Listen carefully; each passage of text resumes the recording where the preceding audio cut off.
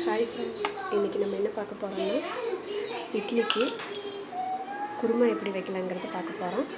அதுக்கு நம்ம தேவையான பொருள் வெங்காயம், தக்காளி, கருவேப்பிலை தழை, அரைக்கிறதுக்கு தேங்காய், பொட்டுக்கடலை, பச்சை மிளகு, சோம்பு, கொஞ்சம் பட்டை கிராம்பு பொடி. இதை நம்ம அரைச்சிக்கலாம். நம்ம இப்போ எல்லாம் மிக்சியில் போட்டுட்டோம், அரைச்சிட்டு வந்துடலாம். இப்போ நம்ம நல்லா அரைச்சிட்டு வந்துட்டோம். இனி நம்ம எப்படி பண்ணுறதுன்னு பார்க்கலாம்.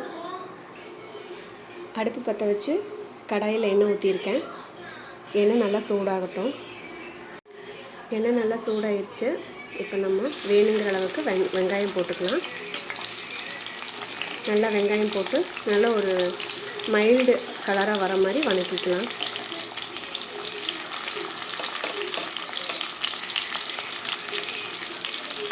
கூட கருவேப்பிலையும் போட்டு வதக்கிக்கலாம்.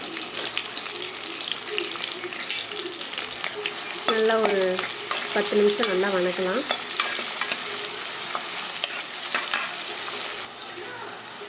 கொஞ்சம் உப்பு சேர்த்துக்கலாம். உப்பு போட்டோம்னா நல்லா வதங்கிடும்.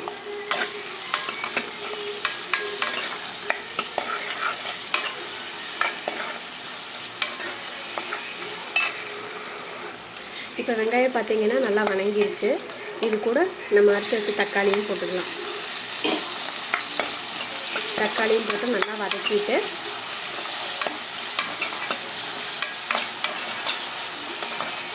தேவையான மஞ்சள்தூள் போட்டுக்கலாம். ஒரு 1/4 டீஸ்பூன் மஞ்சள்தூள் போட்டுக்கலாம். இப்போ மஞ்சள்தூள் போட்டாச்சு, நல்லா வதக்கிக்கலாம்.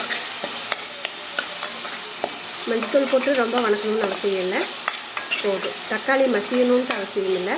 இந்த குருமாவை பொறுத்தளவு ரொம்ப மசிஞ்சதுன்னா நல்லா இருக்காது. ஓரளவுக்கு வதங்கினா மட்டும் போதும்.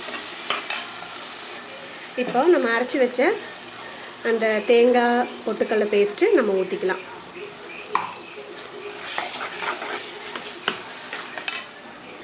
இப்போ உங்களுக்கு எந்த அளவுக்கு தண்ணி வேணுமோ அந்த அளவுக்கு நீங்கள் ஊற்றிக்கிங்க.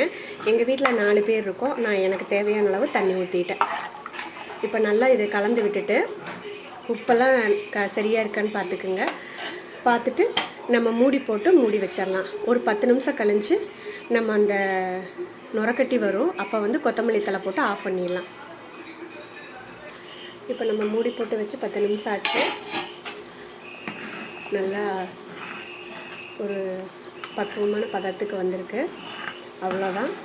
இனி ஒரு 5 நிமிஷம் நம்ம மூடி போட்டு மூடி வச்சிடலாம். அவ்வளோதான், ரெடி ஆயிடுச்சு. இந்த குருமா நீங்கள் இட்லி, தோசை ரெண்டுக்குமே சாப்பிடலாம். சப்பாத்திக்கும் சாப்பிடலாம். நல்லாயிருக்கும். வீட்டில் ட்ரை பண்ணி பாருங்கள். அஸ்ஸலாமு அலைக்கும்.